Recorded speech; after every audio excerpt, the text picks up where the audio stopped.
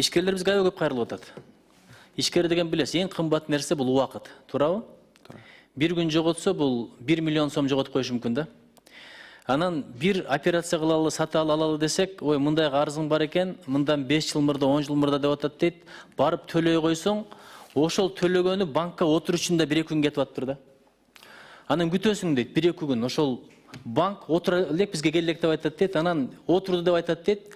Барып справка алып келсең, дагы 5 сом жетпей калыптыр деп, дагы эле ошол нерсе кайталанып атат дейт. Туура айтып атасыз.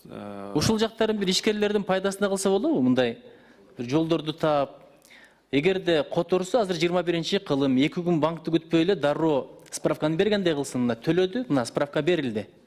Анан эгерде 1-2 сом жетпей калса, ага дагы бир жол таап бергиле. Сиздер отуруп алып туруп, мыйзамды карабыз. Анан карыз төлөтөбүз деген менен ишкерлердин иши токтосо, сиздин айлыгыңыз да кыскарат, менин айлыгым да кыскарат. Киреше азаят, бюджеттин киреше бөлүгү азаят. Ошон үчүн ишкерлерге бүт дүйнөдө жакшы шарттар түзүп берген. Билесиз, Сингапурда Кыргызстанга караганда бизнести башташ канчада 1000 эсе тез болот экен. 30 канча 1000 эсе. Бир бизнести регистрациялап деп жылдап жүрөт биздикилер. Алар компьютерден отурат экенсиң, 5 мүнөттө бүтүрдүң, бизнесиңди баштай бер. Ошон үчүн ушул жанагы банкка акча которуп карызды, анан отуруш, ошону эртелетиш, андан тышкары ишкерлердин бир колун кармабаш боюнча эмне чаралар көрүп атасыздар?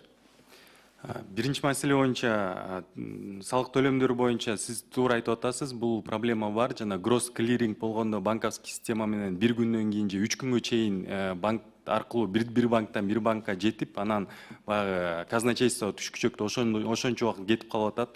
Биз бул маселени 2-3 жолу улуттук банкка көтөргөнбүз. Азыр жаңы мезгил келди, онлайн форматка өтөлү деп. Кээ бир платеждор бар, онлайн келип отурат, секундай болуп. Мисалы биз кабинеттен жанагы QR платежду киргизгенбиз. Азыр биздин кабинетке кирип QR менен төлөсөңүз моментально келип отурат да. Бирок банк аркылуу төлөнгөн платеждор гросс клиринг болуп атат, 2-3 күндө келип калып атат. Бул маселе бар. Улуттук банкка 2-3 жолу айтып кайрылганбыз, онлайн форматка өтөлү деп. Бирок алар айтып атат, жаңы система, баягы платежный система жасап чыгыш керек деп, ошону күтүп атабыз улуттук банкты. Улуттук банктан барбы? Азыр бул жерде.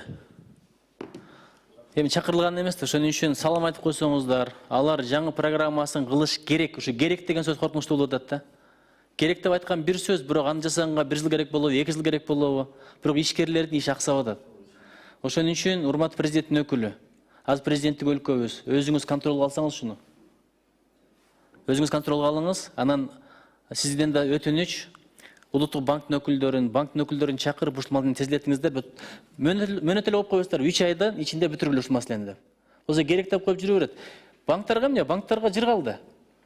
Ал бизнестин иши болуп атабы, болбой атабы, процент менен жашай беришти. Ошон үчүн ушуну урматтуу президент өкүлү дагы бир жолу суранам. Контролго алып бир 3-4 ай убакыт коюңуздар, ашып барса. 3 эмес, 2 ай коюңуздар. Андан кийин 2 айдын ичинде бүтпөсө, сиздер да чара көрүңүздөр аларга. Сүйлөштүкпү? Эске алабыз, Нуржигит. Чоң рахмат.